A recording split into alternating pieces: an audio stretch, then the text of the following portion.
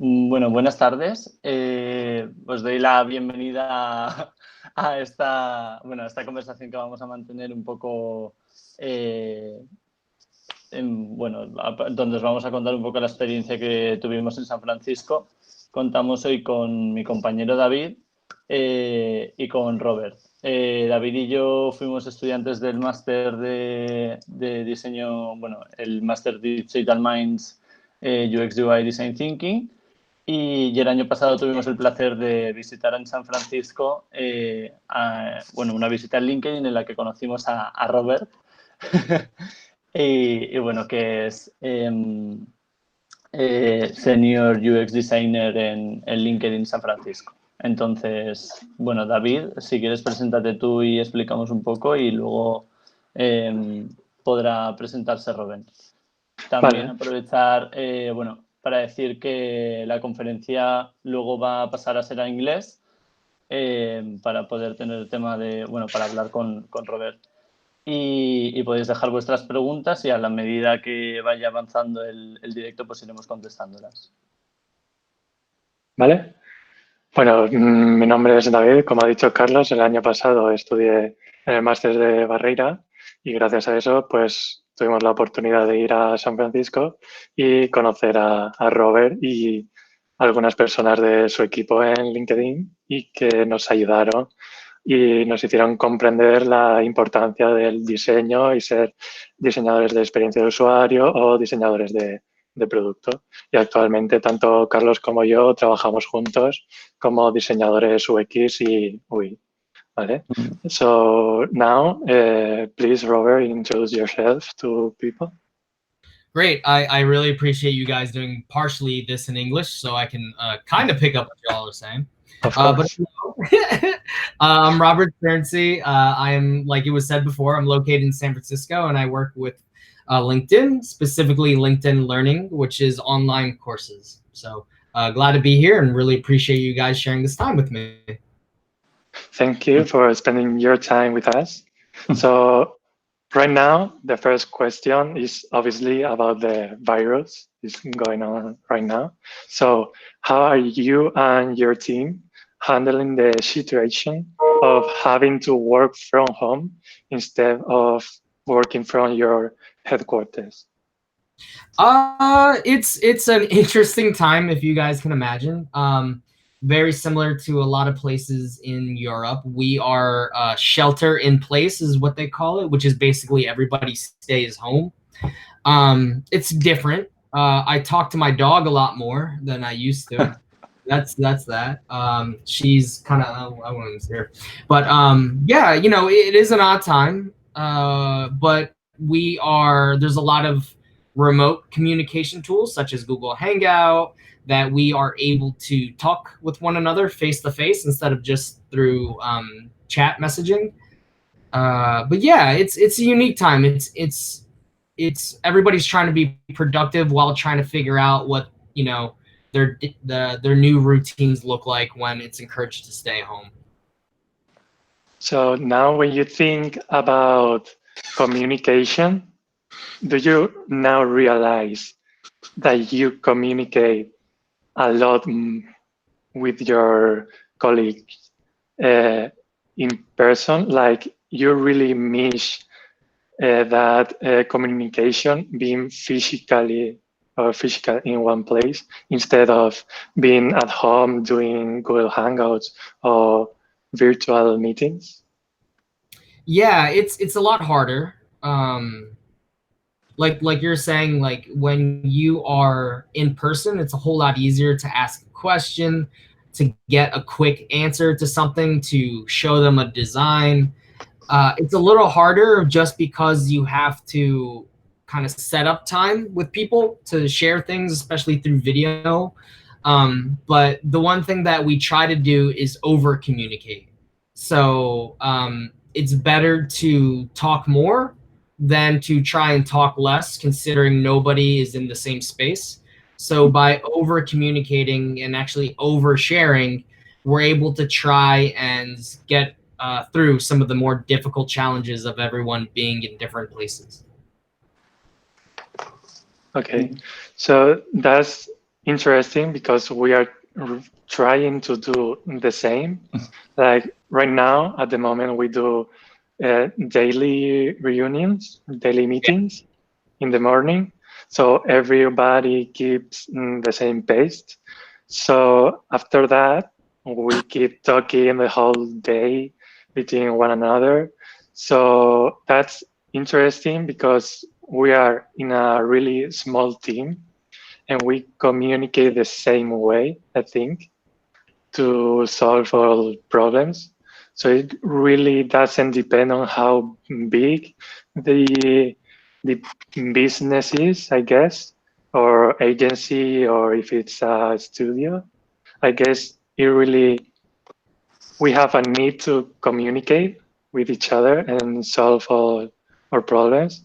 So it's been hard, as you said, but it's getting there. So do you think this is going to make us improve? Do you think this is going to improve the communication in the future once this is all over, hopefully soon? I don't know. I think like you talked about a very specific thing in terms of size of the team. Currently, the design team for LinkedIn Learning is upwards of 15 or 16 people. So we have our smaller teams where we, like you were saying, we kind of meet at the start of the day to talk about what we're going to do. And then everybody kind of joins in on their smaller groups. But yeah, so in terms of like how will it change in the future, I don't know. What I do think is that it's going to be a learning for the industry as a whole, not just for designers and developers and how we collaborate, but how do entire businesses run remotely, when they're so used to doing it in person. I do think that in the future, remote collaboration and talking is going to be more frequent and more of a thing. So yeah, I don't know. It's going to be interesting, but I think this is going to be a learning time for a lot of businesses, including LinkedIn. So you talk about the learning team. You said 15 people, around 15 people in your team. So how do you guys manage your task and what kind of profiles do you have in your team? Yeah, so that's my colleague Lan. She's joining. That's a top of her forehead. But yeah, so when it comes to managing our tasks, the entire team, the designers, are 15 people, but we all don't work on the same thing. Each designer has their own part of the product that they work on. So we are again, like we talk about over communicating. We are always outside of meeting each day, we are posting to Slack or another chat messaging, like what specifically we are focusing on for that day. And then so that like it lets the other 15 people know in general kind of like what we're focusing on. And if they need to talk to us for that point, then we reach out and then we start specific communications from that. Okay. So what are you all UX designer or there are UX, UI designers, product designers? What kind of team? Yeah. Sorry. No, it's fine. I have a habit of interrupting people, so my bad. No, don't worry. So yeah, Lan and I, she's the other designer on my team. We have both basically UI and UX designers. However, we don't really classify it or we don't organize it by UI or UX. It's kind of like one designer, Yes. A designer can have multiple skills such as visual design, interaction design, but the entire job is user experience design. So we are the UX designers, and then people have specific traits within the team. Like we might have a better prototyper, or we might have a motion designer. So really it's really dependent upon the skill set, but we all have the one function of designing the UI. So now that you talk about skills and that you are also working in the learning team, how did you guys notice any change because of the coronavirus? I'm talking about an increase of people using the platform, or trying to do more courses and learning new things because of the stay-at-home situation we have right now? Yeah, Lan, what do you think? You think there's more people doing remote learning? Hey, can you guys hear me? Hey. Yep. Yes. Okay. Yeah. So, yeah, can you I do think sorry. right now, Yeah, what we introduce heard from yourself the to everyone, because I think that okay. So hello, Lan. Nice to see you there.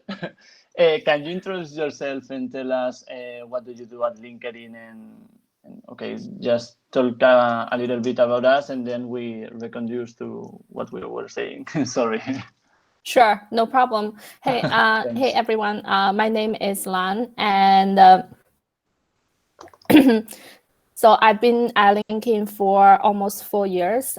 So I have worked on the enterprise product for LinkedIn marketing solution teams for 2 years, which I was designing all the advertisement experience on LinkedIn. So if you see any ads on your feed, sponsor email, and I was responsible to design them.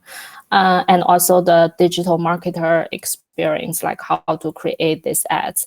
And then I've been at the learning team for almost 2 years, and working with Rob on the enterprise experience as well. So before I joined LinkedIn, I worked at eBay for 3 years. So over there, I help eBay working on their mobile apps. So mainly focused on the mobile web design experience and also some of the desktop experience. Okay. Okay, Perfect, thank you. thanks. So Yeah, yes. and Yes, please.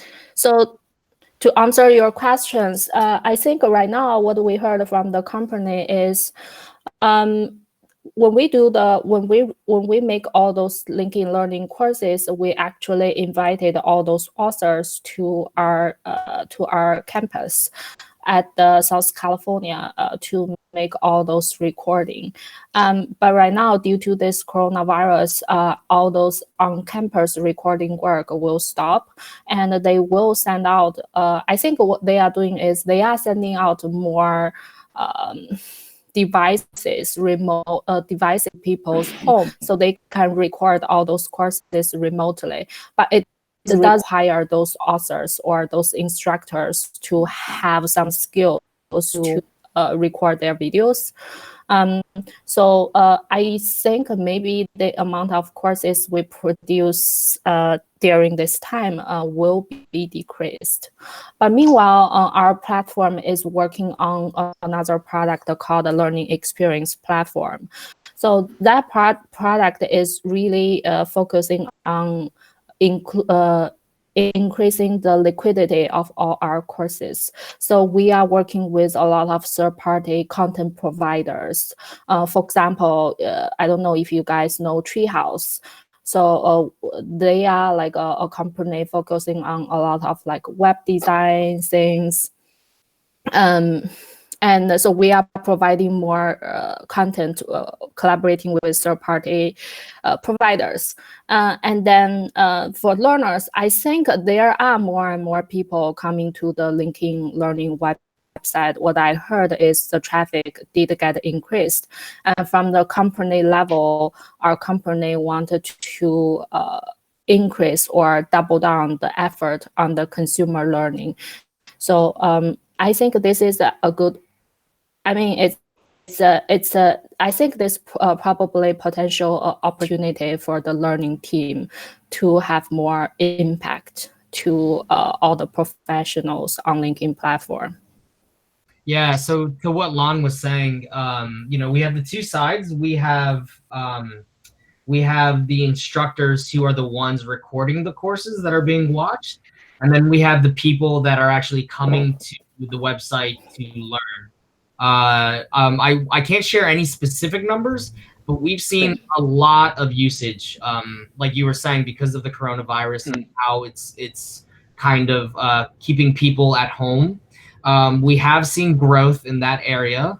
And to what Lan was saying, on our side, some of the product teams are actually putting in more work to ensure that we are providing, not only is the website be up, you know, because that's good, right? We don't want the website to go down.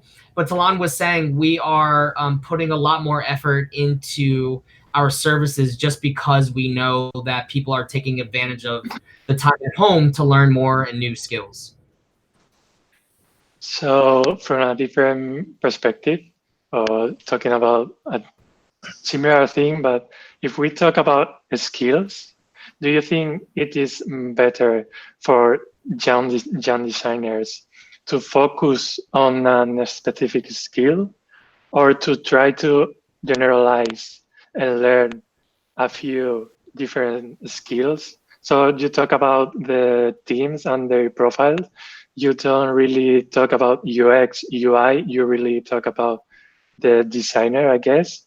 So should people learn both UX, UI, a little bit of both, and the things surrounding both UX and UI, or should they focus on UX research, for example? So it really depends. I think you can't really do user interface design without understanding user experience. So let's remind ourselves that the two are completely separate.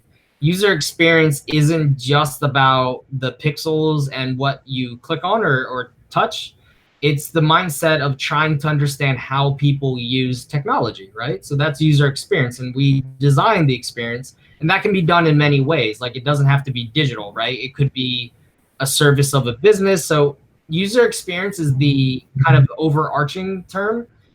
But we have to understand what makes a good experience to understand what to do to the interface, right? So, but to answer your question specifically, I think it's really important to know how to design the interface and also the principles of user experience. So if I were to answer your question, both UI and UX, from that point on, it's great to specialize. In my opinion, it's great to specialize in a specific practice, whether that be visual design, prototyping, you want to get more into development, you want to do research. I think it's really good for a designer to have a skill set that can be leveraged in a lot of different ways, but it's also really great for a designer to have a specific interest on top of that. Lan, what are your thoughts in terms of like what should a designer focus on as they kind of like come into their own career? That's a great question. So I think maybe you heard about this T-shape. Yes. T-shaped skills. So I think at LinkedIn, we require, even when we interview all those designers, we require them to have end-to-end design skills. So that means like you have to be good at visual design, user experience design, and UI design, and you also have to be able to do user research, because sometimes we don't have the resource to find a researcher and always pair up with a designer. But so all those skills, you must be very professional at it. And we also encourage like designers to have one specific skills which they are really good at. For example, I saw some designers who is very talented at motion design, or who is very talented at visual. like among all the like general skills we require for all the product designer, and some of people they are really good at programming, so they can make all those prototypes. So I think right now in Bay Areas, especially those large companies, we are more focused about calling people like a product designer. The reason we call product designers is among all those design skills, we also want the people to have those product knowledge, because at the end of the day, all the pixels on the screen matters, and a lot of time when we work with product managers, they sometimes rely on our skills or our specialties to help them figure out the product strategy. I feel like when you become like a senior on your career path, like the more impact you can do is more about the product strategy part. So among all those design skills, designer also need to have a lot of product knowledge, like what are your customers, what are your pain points, how do you help your PMs to work on the product strategy, and think about like on all those areas which you really interested and you are really good at. So like while you developing all those skills, I also suggest to like have one aspect you are really good at. We really like the cat. Rob. We thought Rob is the playing headphones were map cool, app. but Yeah, as you can see, my productivity goes down a lot when I'm working from home because I just mess. Anyway, sorry. Get back to your questions, please. Yeah. So what role do you think big tech companies or big companies, like for example, LinkedIn, will have in the future after coronavirus and this situation has slowed down and we are almost done with this whole coronavirus situation? Mm-hmm. For design team, I think we are keeping the same type of roles like a product designer. Although, I mean, in our job title, we call it a user experience designer, but I mean, we are product designers. We contributed a lot on the product. And also user research. I think those are the user researcher. I think those are the main positions we are focusing to hire right now. And there are also like a smaller amount of designers who focus on the design system. So they are working on all those components or design system patterns. Those designers usually are very specialized either on motion design or really good visual designers. But it's only a small amount of positions, but majority of our job openings will be focusing on product designer and user researcher. And just to add on to what Lan is saying, I think not only is it the appropriate skill set to be able to, have the skills to complete a design from the end-to-end process and also your specialty, but also people that are self-sufficient. So we are a very collaborative company, but everybody is self-starters. They love to kind of dig in themselves, and we need those types of people that really can own their work and really ask questions and help. But to what Lan was saying on top of that, very self-sufficient designers as well. That's who we enjoy working with. Mm-hmm. Okay. Yeah, I think if you think about the levels, for the entry-level designers, when we look at the candidate, we focus on your execution, like your execution skills. If we gave you a small task and with some of the mentoring, can you do this, finish the work end to end?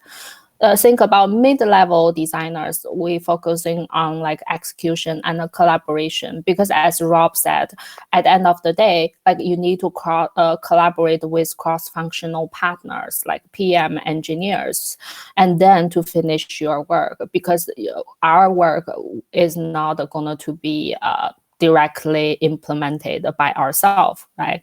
So collaboration is very important. But then when we look at like expert, like senior to staff level, like even principal design levels, we want to focusing on leadership, like how you coach junior to mid-level designers and how you help product strategy. So the execution part for expert or staff designer level is less, but more about like leadership and strategy part. Okay, so you talk about product managers or engineers. So how do you guys make sure there is always one source of truth, I guess, because of all this communication going around? How do you guys make sure you all agree on one thing and continue that path, or make a decision that is right to all of you guys on your team? Yeah, I think everybody has their own opinions and thoughts in terms of what should be done for the end product. Now, like we have to like keep reminding ourselves that we're part of a team, right? So designers are bringing their own perspective, a developer's bringing theirs, a product manager, and so on, so on. So what's really great about the designer's position is that we get to talk to each one of these individuals, and then we're actually the ones that ultimately decide on how it's visualized. So what's great about that is that we have, to a certain extent, control of what it looks like and how it will perform, because that's what our job is, right?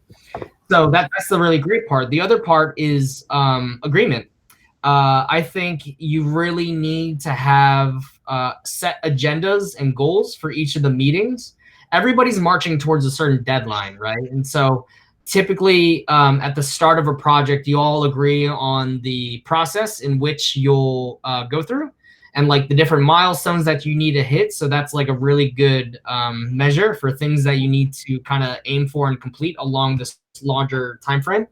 But to your point, you know, it's coming up with a solution and then either meeting individually to talk to people to kind of get some questions along the way, or presenting to the larger group. But you always want to make sure that the goal is clear and that, you know, everybody has, you know, the same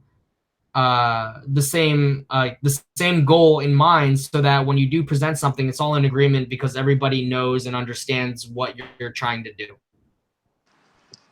Okay. So when you are working on the same goal, I mean, you all take the same decision, but you have to take the note of that to keep it for the future. So in our case, we used to organize like some software like Asana, but then when we do meetings, we take all the notes on Confluence. Which softwares do you use to like take everything that you have talked about on the meetings and have like a background of everything? So yeah, at the start of a project, we have basically a brief, right? So the start of the project has the brief where it outlines the goal, what you're trying to do, who are the people involved. So that's a really good document that is good to center around. But to your point, we use a lot of different softwares. We use Google Docs is a big one when it comes to planning, right? Like schedules and taking notes and all that stuff. We also use things like Envision and now Figma. So, you know, like we can share notes, we can make sure things are communicated, but we're constantly using probably, let's see, we use Google Docs a lot. We use Figma now.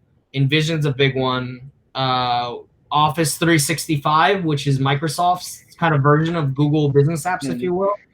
And so there's really no standard. It really depends on what the team uses themselves.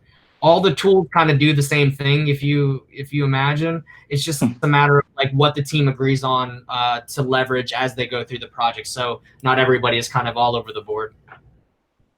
Okay, nice. Perfect.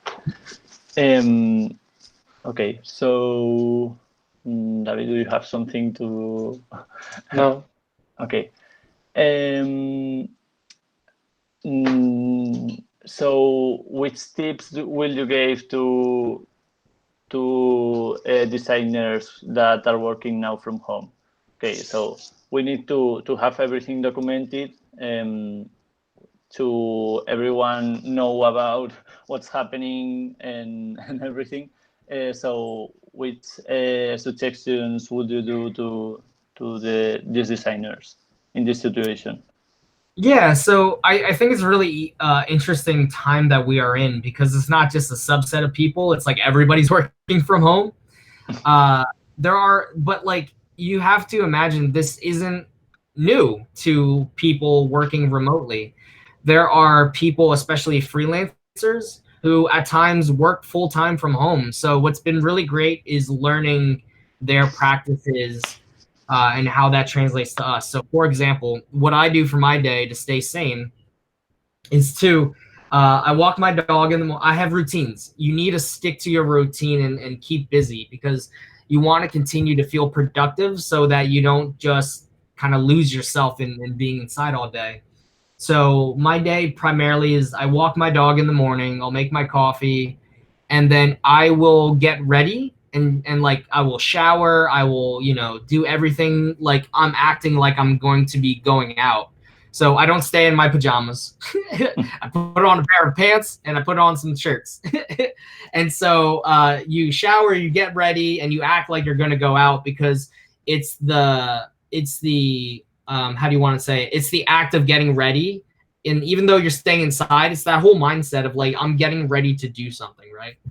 And so at that time, I'll sit down, and then you want to make sure you schedule time for your work and for yourself. So, I'm working from 9 a.m. to 12 p.m. And then I'll walk my dog for an hour. So that gives me a chance to go outside, get some movement, do all that stuff. And then typically from 1 to about 3, I'll work again. And then from about 3 to 5, then I will I will step away from design, and I'll do things like answer emails, catch up on messages for the day. I will make a plan for tomorrow, make my schedule for tomorrow. Yeah. And even like those times that you're designing, like you want to make sure you're taking breaks, you're drinking a lot of water, go to the bathroom. Like, it's funny to actually say that, but like, it's kind of a hard reminder, the general rule of thumb, you work 45 minutes, take 15 minutes away from your computer. Or if you work for 2 hours, because sometimes you get into a groove and you really enjoy what you're doing, make sure you step away for like 10 minutes. So it's just making sure that you have a routine, you actually get ready like you're going to go out, take breaks, and then also don't concentrate on design the entire day. Make sure you have time to get back to emails, chat, all the administrative stuff, and also make a plan for the next day as well. Nice. Okay. So we are getting some questions from the stream from people at home. So one of the questions is, in your opinion, how is the perfect portfolio? And also, could you tell us about some application job that surprised you? Oh, okay. Well, the perfect portfolio, like a portfolio should be like, I'm gonna excuse, like super fucking easy to read. A portfolio shouldn't be anything flashy. It shouldn't be anything that is overly complex to use. So when I come to your portfolio, it should be who you are, what job are you looking for. So it's like, hi, I'm Rob Surrency. I'm a designer focusing on product or healthcare, something really super digest. And then show me your projects. Don't present like 15 to 20 projects, because that's like too much to go through. But like, anywhere from 5 to 10 projects, and order them by most important, because in general, I will probably look at whatever's presented first within your list of projects. When you dive into the projects, we are looking at obviously the end product, right? What is the end result that you came with, and how well is it designed? but we want to make sure that we understand your process, especially like how did your end solution address the business and user needs? Because you're working at a job, right? So there's a specific business reason as to why you are tackling a project, but also we want to understand what user need was that met. And then throughout that, just making sure that your process is well documented, right? We're not looking for a complete 10-page essay because that's too much. But like, we want to understand how did the project start out? How did you contribute to it? And using kind of the information gathered from the team, from the research, and also your explorations, how did that lead you to your end result within the pixels? So, who you are, what type of role are you, and then your projects, and then specifically your design process and how your end solution met the business and user needs. So someone told me not too long ago that having building your portfolio, it should be really like telling a story. Do you agree? Like every project should be like building a story of, just like you said, how it started, how it kept going, what you did until you reach the end goal, I guess. So it's like telling a story of the project. Yeah, definitely. I think if you were to explain your project to somebody, how would you do that, right? And so like you start with like, all right, well, this feature came about because so we wanted to redesign our sign up flow because we got research back and we saw a lot of drop off within the analytics that people just weren't signing up, right? So there's your problem. Okay. And it's like, what did you do after that? It's like, all right, well, as a team, we came together and we focused on what we want to do, the rough timeline, and then this is how we went about it. So you talk about, it's kind of like how you would present your project in whatever story flow. You want to be sure that your portfolio illustrates that. Okay. Okay. Okay, I have another question from the chat. Barbara is asking, even after all this coronavirus situation, do you still have open positions for junior designers or interns at LinkedIn? So the best place to go is design.linkedin.com. There is that's our the design LinkedIn website. You can find positions open to that. As of right now, we are on a hiring freeze just because of everything going on, if you can imagine. LinkedIn is not the only company. A lot of other companies are on a freeze, unfortunately. However, that doesn't mean we're not looking for applicants, So it's still a great time to apply. But just know we aren't really hiring right now, but maybe in a month or two. But that shouldn't discourage you from applying to not only LinkedIn but other companies as well. The one thing to do internships. We just filled our internship positions because we do have the summer coming up, so we don't have any internships available at the moment. But we go through our cycles every year. So please go to design.linkedin.com for further information, not just on what jobs are open, but what's it like to be a designer on LinkedIn. There's a lot of great information there as well. Okay, perfect. Okay, so we have another question. I don't know if it's better to read it now or continue, but Sure. Okay, I'll read it and then you choose. Irene is asking something about interviews. When you are on an interview, is better to show your work on Figma or better to have a PDF or something, or just a prototype where you can show all your work? I don't know. What do you think about that? Great question. So typically a lot of in most cases, you'll need your portfolio no matter what type of way you present your work, right? So you should always have a portfolio. You should always keep it up to date. You should make sure it has that story format that David was telling us about. But in terms of like how to showcase your work, probably not in Figma or anything like that. In some cases, when I go present my work, I just pull up my portfolio and then I just walk them through that. You know, like if your portfolio is really well done, it should be a presentation tool in its own right. You know what I mean?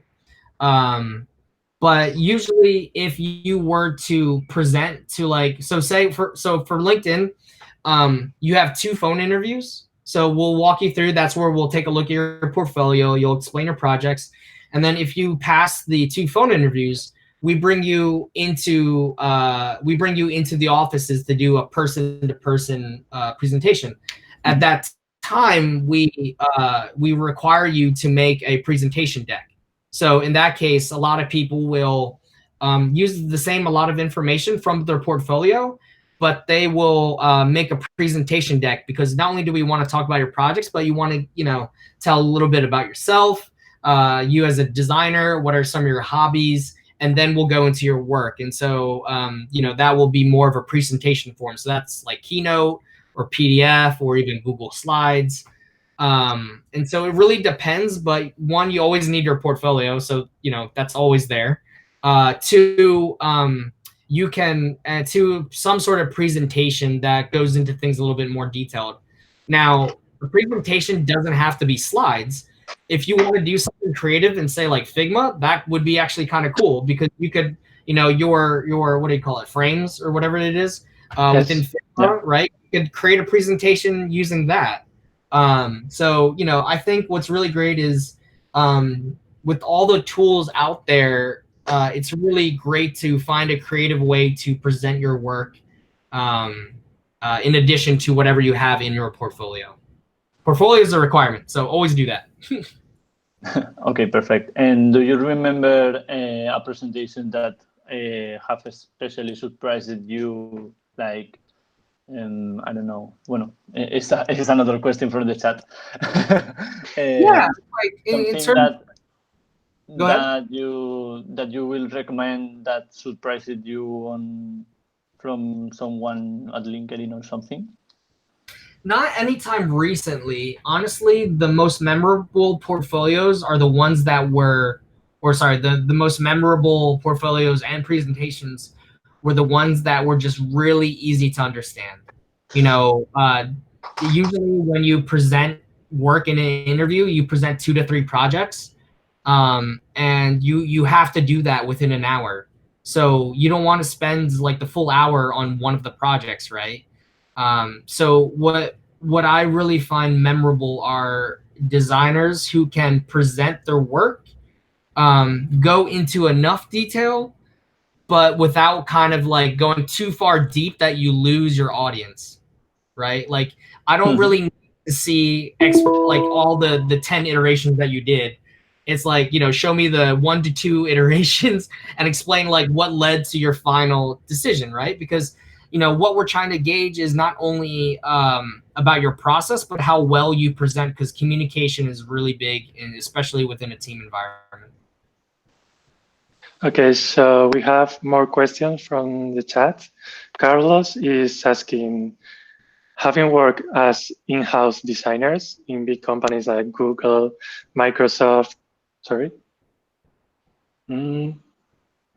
yeah, and also in, for example, fantasy, as you did, I think. What are the big difference between these 2?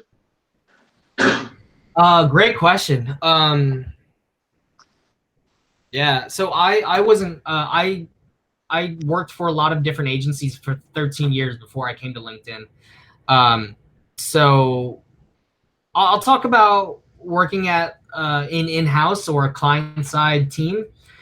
First, you are one person amongst a team of people, all trying to build towards the common product. So you work on one product, you work on a certain piece of the product, and you and your entire team have a specific job function to do. So you have a range of projects that you work on. Some could be really larger and strategic. Others could be, you know, a specific feature that you need to get out the door. But what's great about that is that you get to learn a lot about your audience and go really deep into your users. You get to understand how they use the products, you know, their habits, their motives, a lot more intimately than you would at, say, an agency place. Now, at agencies, you tend to work on more strategic and more conceptual type projects, which is really great. And you work on a lot more of them. So I would say that I worked on a lot more projects within a year at an agency versus in-house. When you work on something in-house, it takes longer. It's a lot deeper. There's a lot more complexities. When you are a designer for an agency, typically you're brought in for a quick redesign, or a concept project, or strategy, and so you'll be able to work on projects end to end, but they won't be as deep, just because your engagement with the client is only probably about 3 to 6 months. Now there's pros and cons to either, right? If you like kind of a lot of different variety and you like to see how your design skills are challenged in different industries, maybe agencies are best for you.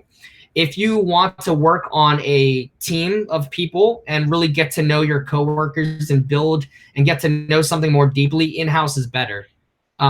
We're seeing a shift in nowadays, because a lot more money and a lot more focus is being spent on building design teams within companies, just because products are becoming a lot more richer with information and capabilities, that hiring an outside team in most cases wouldn't be the best solution if you're trying to build something that is really used heavily within the company itself. Does that make sense? Yes. Some of the challenges for agencies is that you'll design a product, and then the in-house team will take it, and then it changes completely. So there are pros and cons to it, but I think it's just a matter of what you're looking for and what is the type of designer that you see yourself becoming. How long does it take you guys to design or do some changes in your design at LinkedIn? Yeah, I have projects that were designed and built within 2 to 3 months.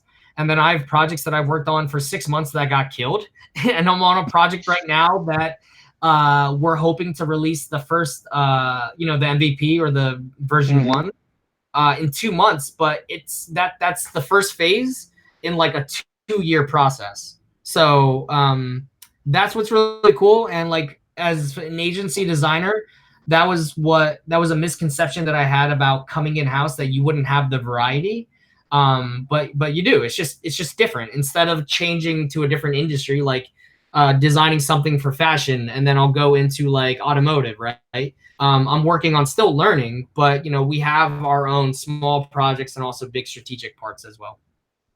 Yeah, both Carlos and I work in a small studio, so we really understand when you say we can work.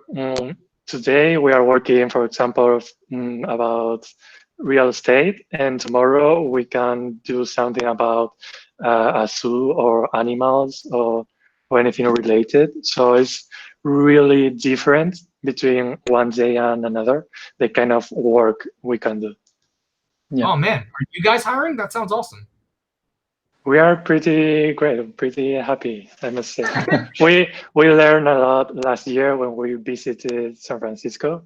We met some nice designer like Robert and Lan. Oh yeah, so nice. Cool. It was pretty cool.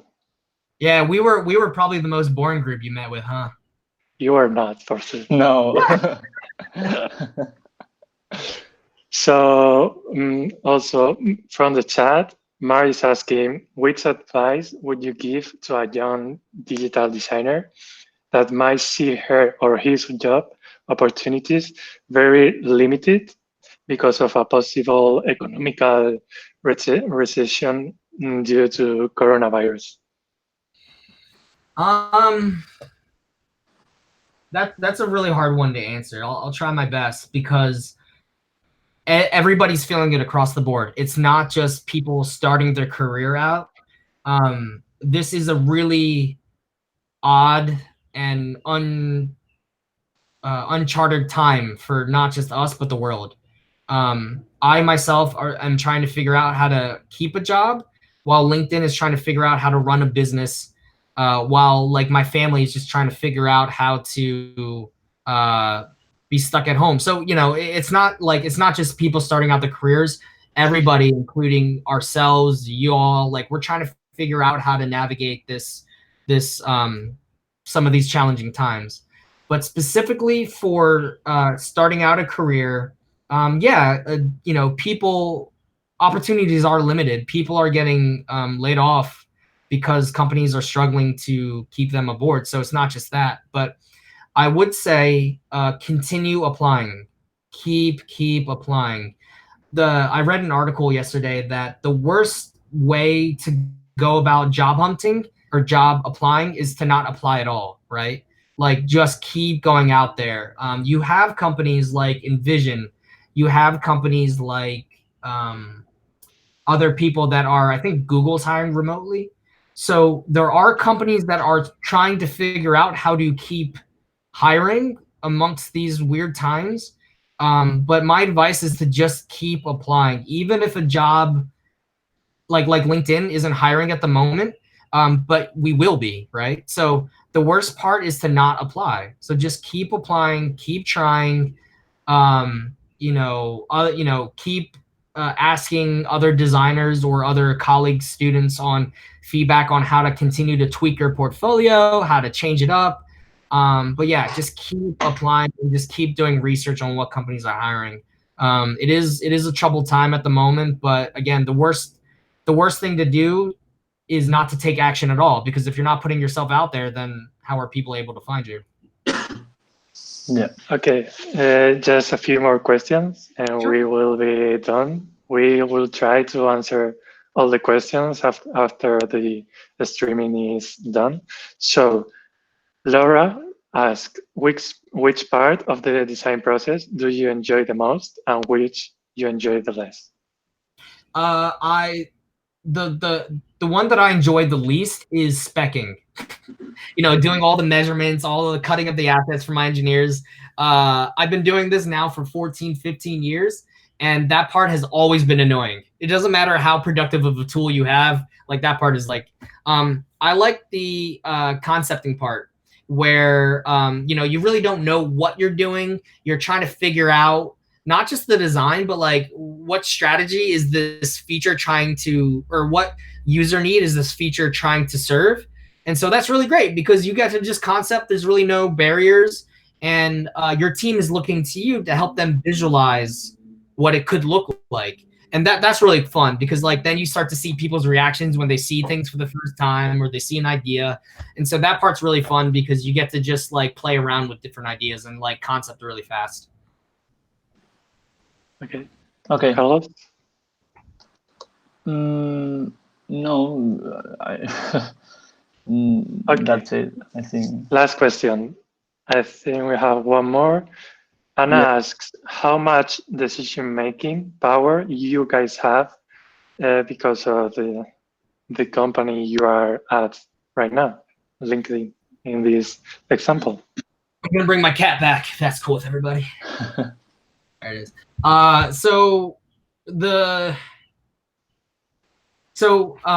For agencies, designers have more of a impact on the decisions because companies come to design studios for design, right? When you work in-house, typically the decision power is left to the product manager because that's their job. They manage a specific product and it's their call on what features get done. However, a really good product manager isn't just like, this is my idea, I'm going to go with it, just do what I say. A good product manager and ones that we work with at LinkedIn look to other people on the team to help guide their decision making. You know what I mean? So I'm working on this feature right now that really isn't well defined. So my product manager is looking to me to come up with ideas on what potentially can be done. And so a good product manager isn't only a decision maker. He knows, or she knows, how to really leverage the power of their team to really make a consensus that they can then help to drive the product forward. Okay, I think that's it for questions right now. The rest of the questions, we will try to answer them in the comments below this video or in the description. So Robert, thank you very much. And to Lan for joining us today and answering our questions. Yeah, I love the work that your school is doing. We've met some incredible people from your school, and it's really great to see that people who are graduating are getting into the field and working, and I think it's just a really wonderful community. Hopefully I was more helpful than confusing, but if anybody's interested or has other questions they want to ask me specifically, you can find me on LinkedIn because I work at LinkedIn. So feel free to connect and send me messages, and let's just keep the conversation going. And I really appreciate the opportunity to do this with you all. Perfect. Thank you very much. Perfect. Thank you so much, Robert. Do I stay on? Okay. Oh, cool. That was awesome, guys.